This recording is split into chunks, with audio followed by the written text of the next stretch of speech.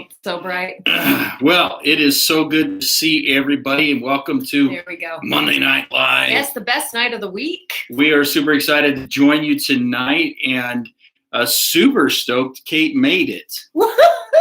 Woo! It was touch and go. It was a close call today. Touch and go. She just left Florida this morning. I did. So we are glad. Almost 5 hours behind schedule. Yeah, you had late. Hashtag thanks Spirit. Oh, we won't get on that platform. We'll stay off of that topic. We'll stay away from there. We'll stay away from that spirit. I'm gonna adjust my arm pads there. Okay, there we go. So we're glad you're here. Thank you. We are super glad that you're here, and glad to jump into tonight's topic. We, as always, I am Dean Nixon, the lovely Kate Simmons out of St. George, Utah, with TurningLeaf Health and Wellness. We are super excited to bring to you life coaching and personal development topics that will help you move forward in your lives. Every single Monday night. Every Monday night, as much as possible. As much as possible. As much as possibly can.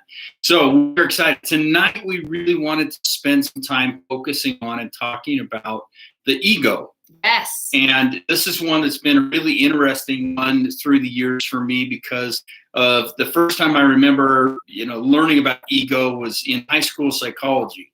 Nice. And I don't even want to talk about how long ago that was. Yeah, it's not been very long. It was like about 2 years. Yeah.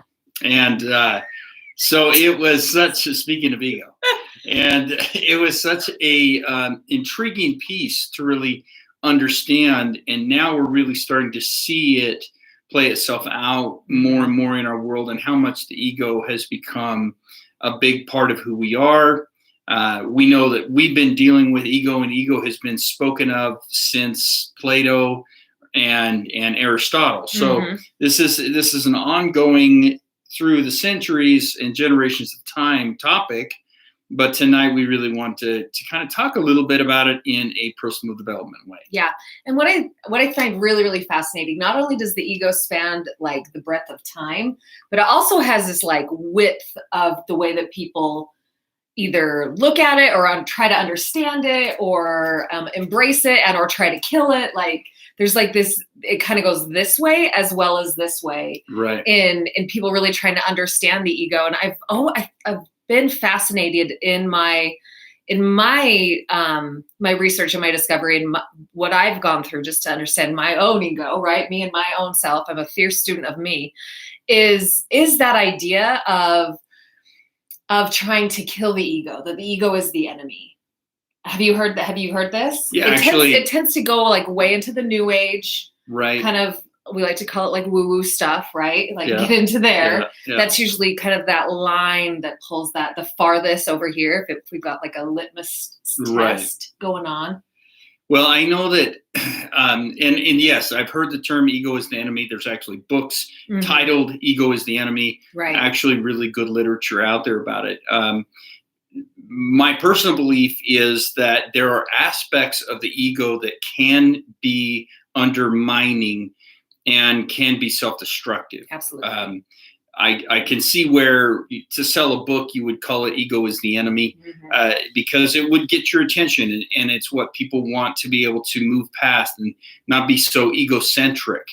It's a great title for a bestseller. Egocentric? No, Ego is the Enemy. Like it's catchy. It's a great one. Yeah. And the book is a really good book. I've actually read it and enjoyed it. It is this premise, and I think this is the thing we have to understand about the ego most importantly is it isn't your enemy. Right. It's your understanding of yourself that oftentimes can be debilitating, that can be undermining, that can be corrosive. And depending upon how you've allowed your ego to develop and allow your ego to have a voice in your life and in your everyday, day-to-day, is going to determine whether your ego is your enemy or if it's something that's just an aspect of who you are. Right. I love that you put that, because in my soul discovery course, we spent a whole week like looking at the ego, figuring out how to dance with it in our world, right? In order to be able to have it be something that's helpful and beneficial with us, like a partner, right? Yep. Like you said, like it's an aspect of you. And so learning how to, I use this the phrase repurpose it. Yeah. Like give it a new job, because it tends to want to be the driver in our life, or we've given it a lot of control over the way that we think, our behaviors, our actions, and who we think we are, right? Right. We've handed it the keys to the steering wheel often, and that's just not what it's best suited for. Right. Yeah. It's definitely not a driver. It's definitely a backseater if we allow it to. And a lot of that is going to be determined by what we base our ego on and what our ego is based on. If our ego is an externally driven thing, competitive, comparative, then we're in trouble. Right. But if our ego is an understanding of self, when we get into the psychology of it all, we can get into the id and the ego. The id is who we are. The ego is our understanding, our definition of ourselves. But whatever you want to say, however you want to say it, essentially your ego is a reflection of how you are perceiving yourself. And here's the key. It's a reflection of how you're perceiving yourself in the space you're in. And that's really what it is. And if we can kind of really step back and look at my reflection, and is it driven by insecurity? Is it driven by the belief that I'm unsafe in the world? Or is it driven by confidence? Is it driven by the creation space that I've created in my world? Yeah. I got nothing. I was thrown off by that phone call. You had a phone call coming in. Yeah, Kate is super popular. So we're just talking about that idea. So it is that idea that what are you basing yourself off of? And where our ego becomes dangerous and becomes unhealthy is when we start to create our identity based upon what other people are thinking and what other people are doing. Now, keep in mind, thinking and doing. So a lot of times we focus on what people are doing because that's how we compare ourselves. Right. We compare ourselves by what cars are they driving, what jobs do they have, what is their spending, where are they vacationing, how many likes are they getting on social media, social media impact. So we can focus on what people are doing, but we can also focus on what people are thinking, like how are they interacting with us? How are they not interacting with us? And we can get really deep into those externalized pieces of who we are, or that ego piece can be a confidence where we are grounding and rooting within ourselves and within our truth. And once we root, and here's the thing, people that I need you to understand, if you have a truth inside of you and speaking your truth does not mean telling other people they're wrong. Right. Speaking your truth does not mean that you are banging the drums and chanting and yelling for everybody to see that you're right. That's not speaking your truth.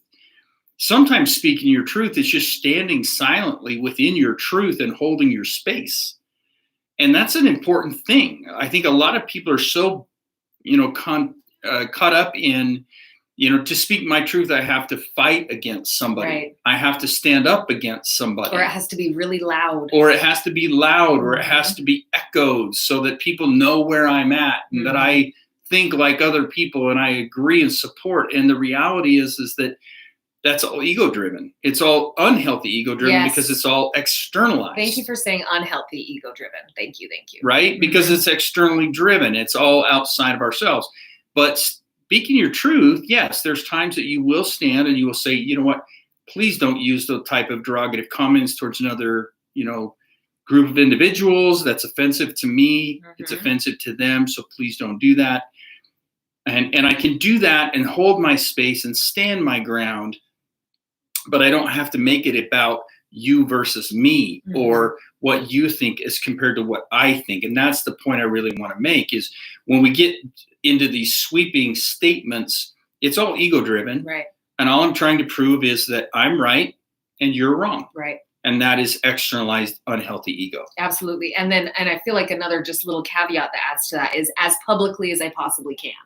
As publicly and turn to myself get the limelight, into that. Yeah. To be able to be quote recognized, right?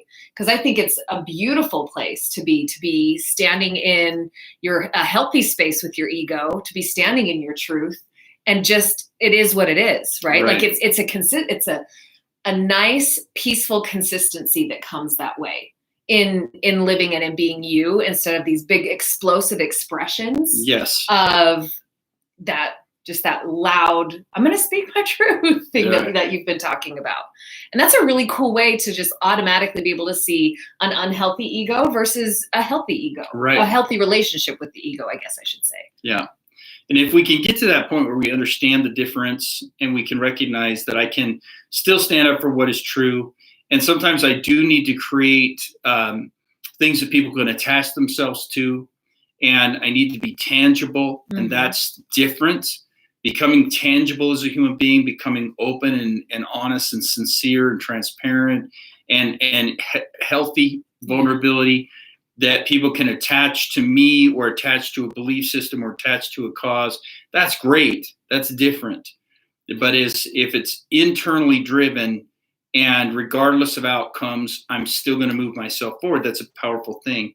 So ego is really important for us to understand and understand how it really does impact us and how it impacts our relationships. Yeah. And always here at TurningLeaf, we're always leaning into that idea of not good or bad, right or wrong, right? Like, is it healthy or is it unhealthy? Right. Does it work or is it not working? Is this relationship that I have with my ego working or not working?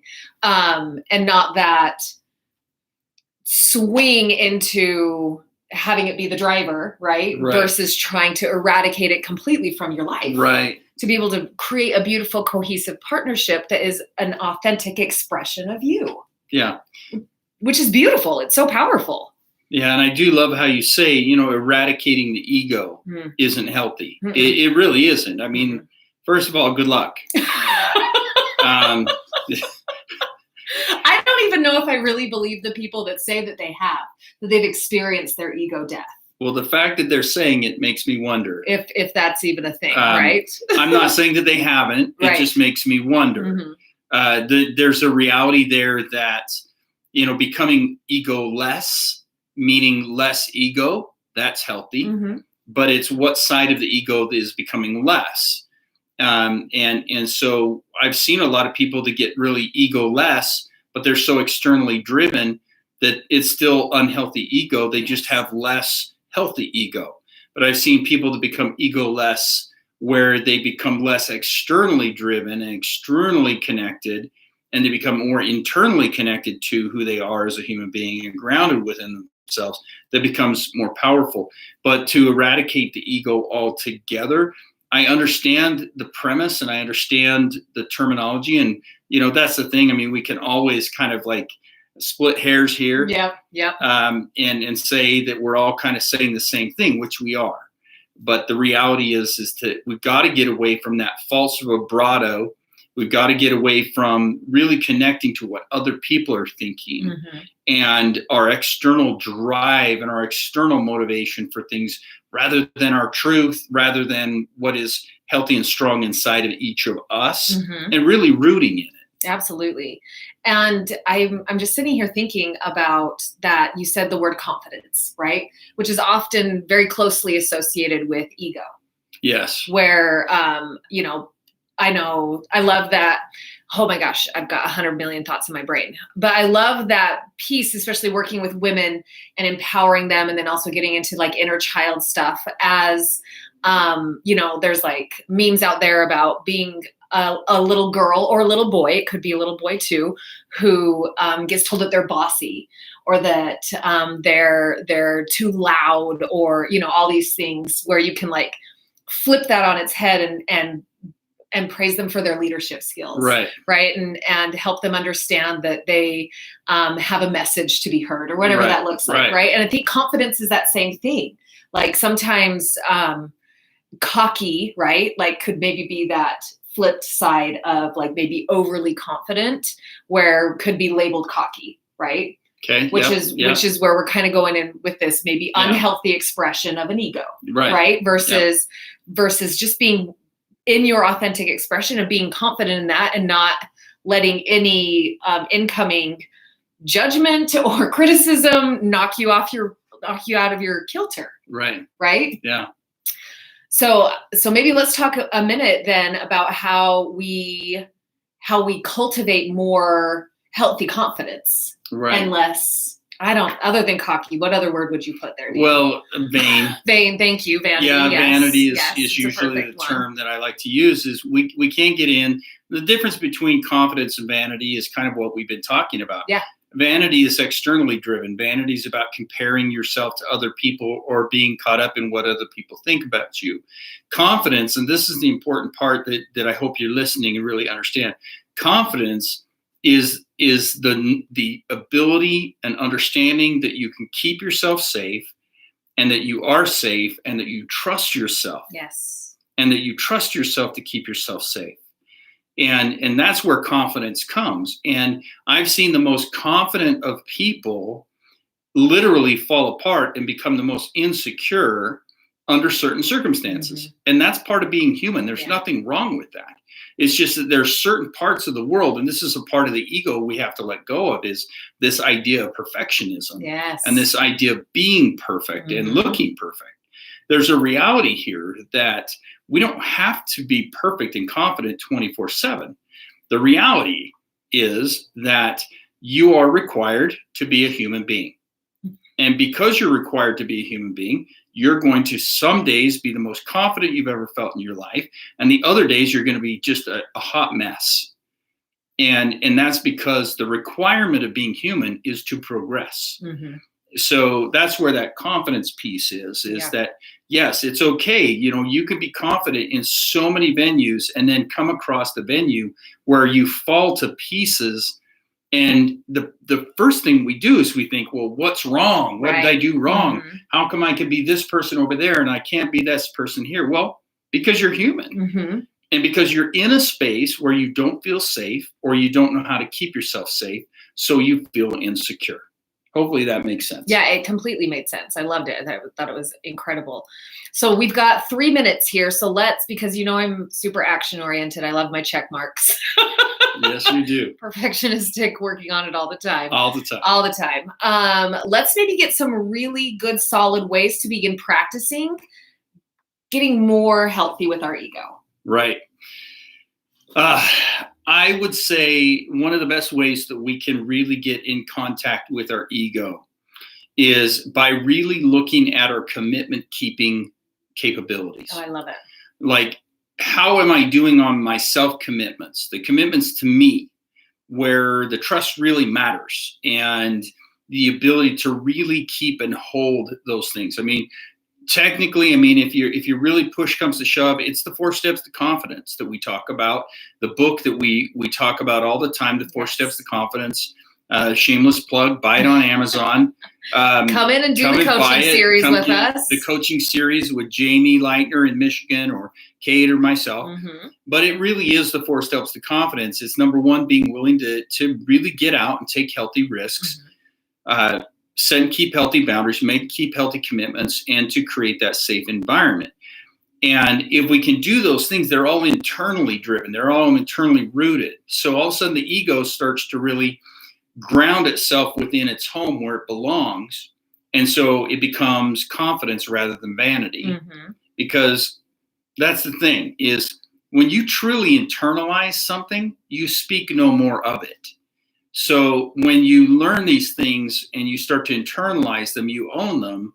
You don't have to beat the drum, tell everybody what you think and how you feel and how they're right and you're, et cetera, the mess we get into. Yeah. So I would really just challenge you that if you really want to work on the ego, you really get that ego into a healthy space and become ego-less in the sense of less externally driven, then I would challenge you to use the 4 steps. Yeah, I love it.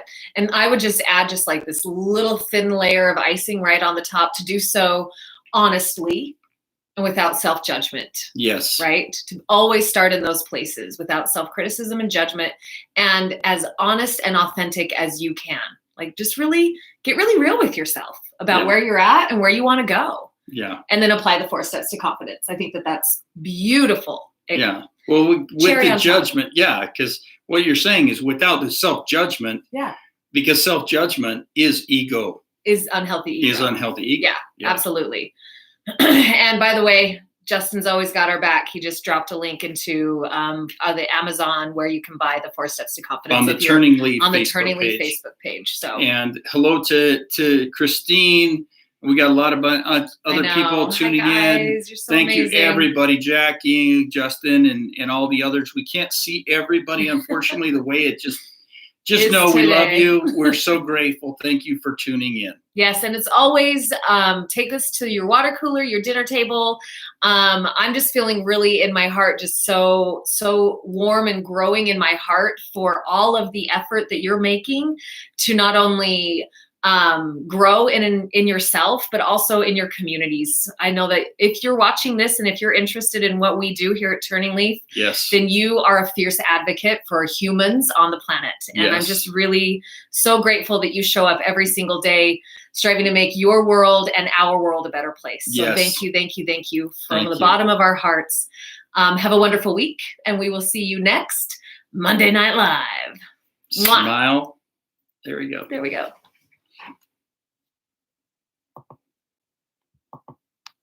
The iPad is tricky.